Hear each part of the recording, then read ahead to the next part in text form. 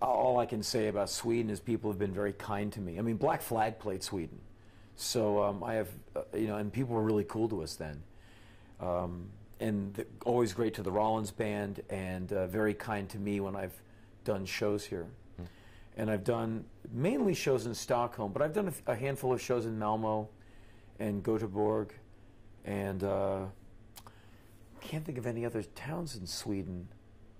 No, these are the three big ones. Yeah, those are probably the ones I've done shows in. I mean, I have it all written down. Yeah. But it's always been really good. Has it become harder to be an artist like you, like Henry Rollins, doing different things? Are the times now easier or harder doing the way what you do? Well, I don't get censored. I mean, I'm not running into censorship, but I'm probably not as popular as I used to be. Like with the music, you have your moment. Unless you're Ozzy Osbourne or Frank Sinatra, then it's always kind of your moment. Good for them. Most of us, we don't get that. I certainly didn't. So I probably peaked in the 90s and had good tours after that because, I'm a solid guy and I show up with a good band and we play.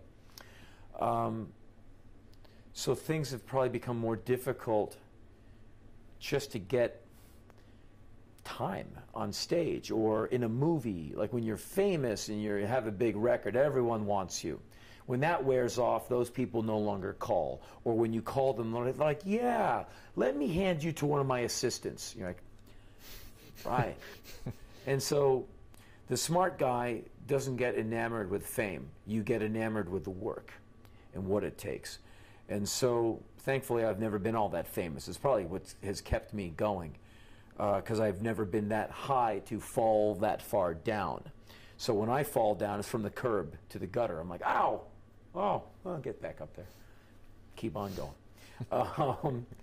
And I do a lot of stuff on my own. I publish my own books. I put out my own records. I put out my own DVDs. It's like I have my own engine. So I maintain it and make sure it runs. I'm not waiting for the big record company to kill me or drop me. I got my own thing.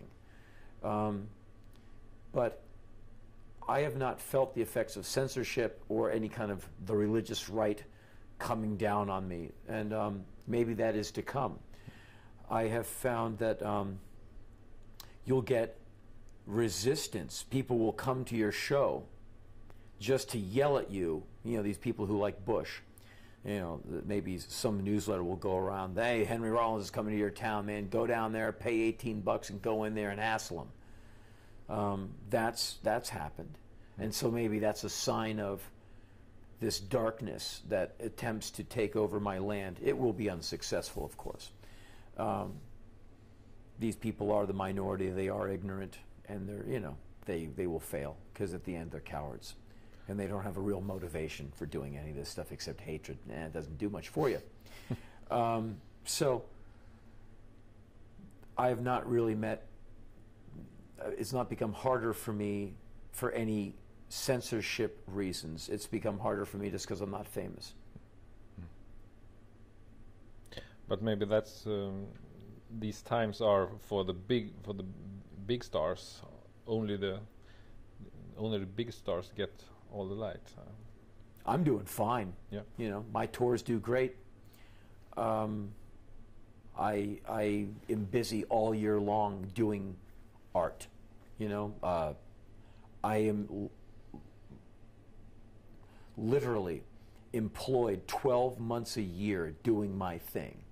It takes all my time, and I can pay the rent. It feeds me. Good.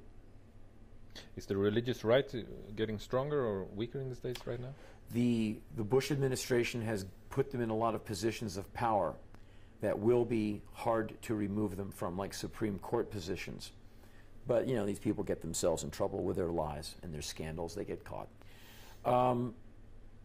There was an attempt by the Bush administration, like when the Bush administration, when Bush gave $750 million to faith-based organizations to propel abstinence-only sex education, where basically you tell the 16-year-old kid, tie it in a knot, Johnny. Wait till your wedding night. Well, can I even see how the parts work? No, because you'll want to use them, which is idiotic and primitive and, it goes backwards.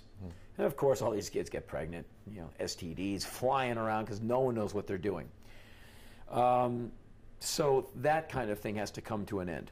You have a president that's okay with intelligent design, who says, yeah, well, maybe we should have intelligent design in the schools alongside of Darwinian theory. He knows not which either one is. He can't tell you anything about intelligent design, nor can he tell you even the points about Darwinian theory. I barely can. I can probably tell you more about intelligent design because it's so hilarious more than Darwinian theory. Anyway, he actually gives these people a podium to stand on and speak from, where we all know they're wackadoodles. The president has given the Monty Python silly party prime time. This will come to an end. And the next president who comes in will go, okay, pack your bags because you don't get that airtime anymore. You're now relegated to TV at 3 in the morning. Bye-bye, psycho, bye-bye. But the president allowed me, I know, that was a different president, so you don't get to come into the Lincoln Room anymore. Get the hell out of here. He's a crazy man. And also these people are very hateful. They're always homophobic and, slyly racist.